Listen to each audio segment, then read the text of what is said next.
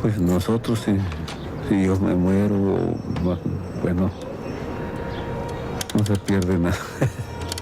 Pero ellos que tenían tantos sueños.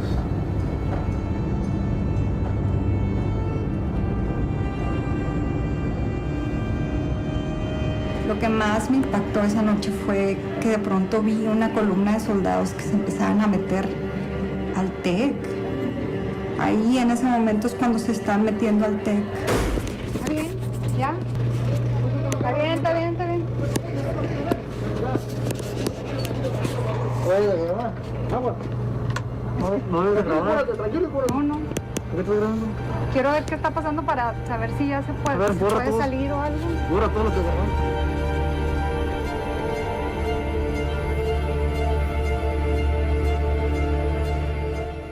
Esto que acaba de ver usted en pantalla es parte del documental titulado Hasta los dientes, la historia de Jorge Mercado y Javier Arredondo, dos estudiantes del TEC de Monterrey que murieron en marzo del 2010 en medio de una incursión militar, en medio de una balacera, y que posteriormente se argumentó por parte del Estado mexicano que estos dos jóvenes eran sicarios. De ahí pues la ejecución.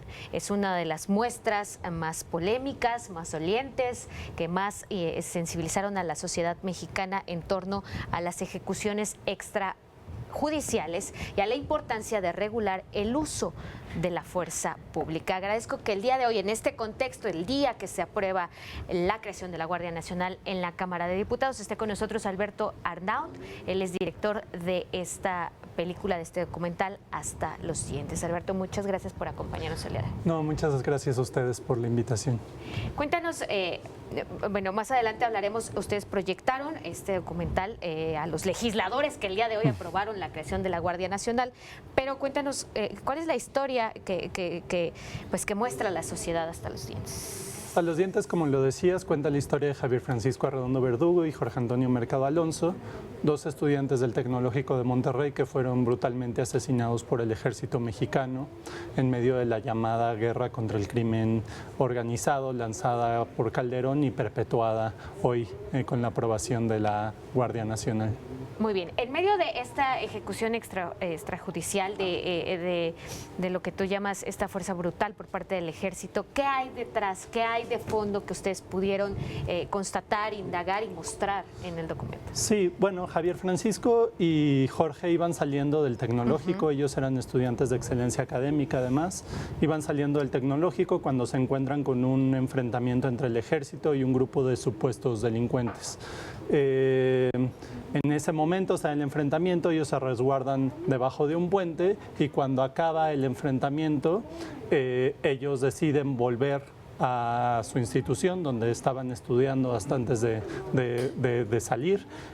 Regresan a la institución y en ese momento son alcanzados por las balas del ejército mexicano, que en lugar de atenderlos, llevarlos a un hospital, etcétera, deciden desfigurarles el rostro, sembrarles armas y decir que se trataba de sicarios armados hasta los dientes. Al día siguiente esa fue la noticia en todos los diarios, que había habido un enfrentamiento entre miembros del ejército y miembros del crimen organizado en el Tecnológico de Monterrey, pero que habían muerto dos sicarios armados hasta los dientes. Yo conocí a uno de ellos, a Javier Francisco Arredondo Verdugo, y sabía perfectamente que no había forma de que él estuviera involucrado en ningún tipo de actividad que no fuera sus estudios. Era una persona que tenía 24 años de edad y estaba estudiando el doctorado en mecatrónica, difícilmente pudo haber tenido tiempo de hacer cualquier otra actividad, menos formar parte de una banda de supuestos criminales.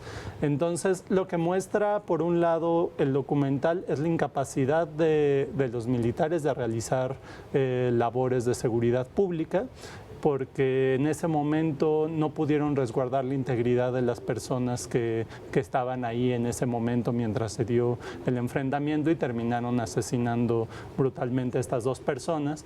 Pero también lo que vino después, que es toda una serie de encubrimientos, tanto de instituciones privadas como el Tecnológico de Monterrey, pero también de instituciones públicas como el gobierno del estado, el gobierno federal, la propia Sedena, los medios de comunicación, etcétera, todo un entramado de protección política que se le dio a estos militares que asesinaron a Jorge y a Javier y que forma también parte de lo que se discutió hoy.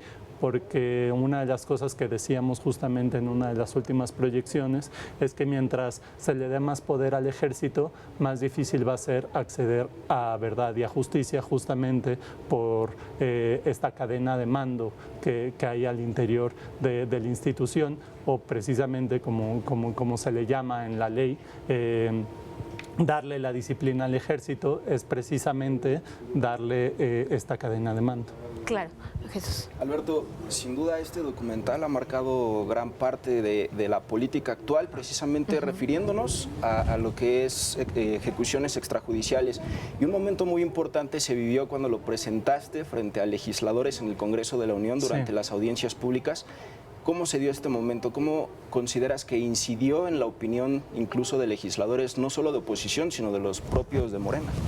Fue muy triste ver que iban y desfilaban, bueno, víctimas no, porque no los invitaron, pero sobre todo académicos, especialistas en temas de seguridad, personas de la ONU, de la CNDH, defensores y defensoras de derechos humanos.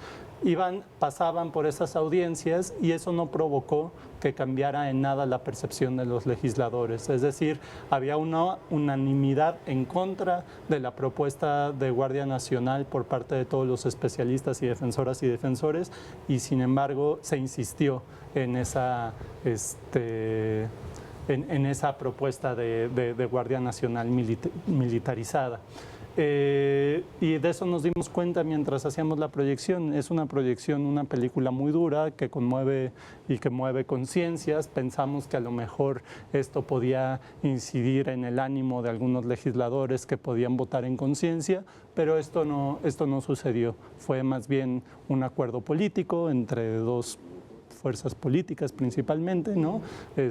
Morena y el PRI de último momento, y no hubo realmente una reflexión profunda sobre lo que se estaba votando. En ese momento nos acompañó en la proyección Diego Luna, que se hizo una pregunta que se me hace muy pertinente, que fue preguntarse qué cambió. ¿Por qué Morena y López Obrador cambiaron de parecer con respecto al ejército y con respecto a la estrategia de seguridad? Porque durante muchos años Andrés Manuel sostuvo que de lo que se trataba o lo que él intentaría o buscaría era replegar paulatinamente el ejército, y lo que se hace a través de la Guardia Nacional es perpetuarlo. Incluso darle un poco más de poder a lo que ahora se tenía con el anterior régimen. Qué bueno que lo comentas, Alberto, porque justo hace unos momentos hablábamos con el maestro Ernesto López Portillo, que también y estuvo ahí en las audiencias públicas. Morena no tenía la mayoría calificada y parte de los legisladores que hoy estuvieron en contra de esta creación, es que es el mundo de los locos. En el sexenio pasado, en los sexenios pasados el PAN y el PRI eran quienes defendían este tipo de militarización, y Morena, o los que ahora son legisladores de Morena, eran la oposición. Tú dices, es un acuerdo político. ¿Cuál es el riesgo que ustedes ven y que a partir de la historia de estos dos chicos se puede palpar? Ya está la Guardia Nacional creada, ahora los cómo, es decir, que no haya una claridad de los límites, que ni siquiera ustedes se toparon, supongo, con ciertas restricciones para pedir información acerca de este caso, porque todo es denominado seguridad nacional y no se puede acceder. Sí, nosotros tuvimos suerte dentro de lo que cabe, ya que accedimos a través de ciertas filtraciones, de ciertos eventos afortunados, digamos, a información que difícilmente podríamos acceder incluso en este momento, ¿no? O sea, es muy complicado que un caso pueda ser documentado al nivel que pudimos documentar hasta los dientes y ser llevado a una pantalla. Yo creo que por eso es la fuerza, porque yo creo que nunca se había documentado en la pantalla grande o en un documental un caso de ejecución extrajudicial a manos del ejército, y eso es precisamente por las restricciones que hay dentro de las férreas estructuras militares, tanto para acceder a la información como para esto que te comentaba de la cadena de mando. Actualmente hay 6 personas acusadas por el asesinato de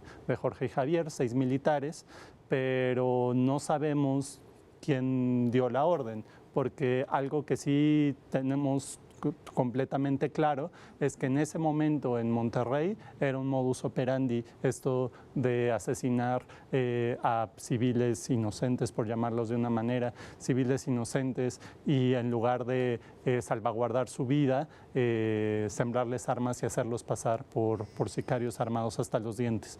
Entonces era un modus operandi. Unas pocas semanas antes sucedió con una pareja en Anáhuac, muy cerca de Monterrey, y pocas semanas después el caso de Otilio Cantú, donde sucedió exactamente lo mismo. Y entonces es claro que era una política al interior del ejército en ese momento, en esa zona, donde se prefería asesinar a las personas a reconocer que se había cometido un error. Entonces, evidentemente, hay muchas dificultades, como te decía. Entre más poder se le da al ejército, más dificultades habrá para obtener verdad y justicia. Claro, y la pregunta que también nos hacemos es cuántos Jorges y cuántos Javier hay en este país, sí, y cuántos más puede haber en los próximos años de seguir con este mismo modelo que ahora sí está constitucionalizado, bueno, al menos en la Cámara de Diputados. Sí, y los diputados de Morena le tienen mucha confianza a que a través del mando civil, no sé qué, ya, bueno, de López Obrador van a tener, van a cambiar las cosas, pero no, la realidad es que eso sigue sucediendo ahorita. En diciembre en Nuevo Laredo una chica estuvo a punto de ser asesinada por el ejército por las mismas razones, por la ineficiencia, por la incapacidad de los militares de ejercer labores de seguridad pública. Alberto, ¿dónde podremos ver este documental? ¿Existe la posibilidad de que se vuelva a replicar en otros estados? Vamos a estar anunciando las funciones a través de la página de Facebook de la película, que es Hasta los Dientes hasta los Dientes documental, perdón, y a través de la página de internet de Ambulante, que es la distribuidora, ambulante.org. Ahí estamos anunciando las funciones cada vez que haya. Muy bien. Alberto, muchísimas gracias por venir, pero sobre todo muchísimas gracias por este trabajo, porque evidentemente pues muestran una realidad que sin este tipo de trabajos podríamos conocer o al menos concientizarnos de ello. No, muchas gracias a ustedes por la invitación y por permitirme hablar de este caso. Al contrario, Alberto Arnau, director del documental Hasta los Dientes, échale una ojeada ahí en la página web.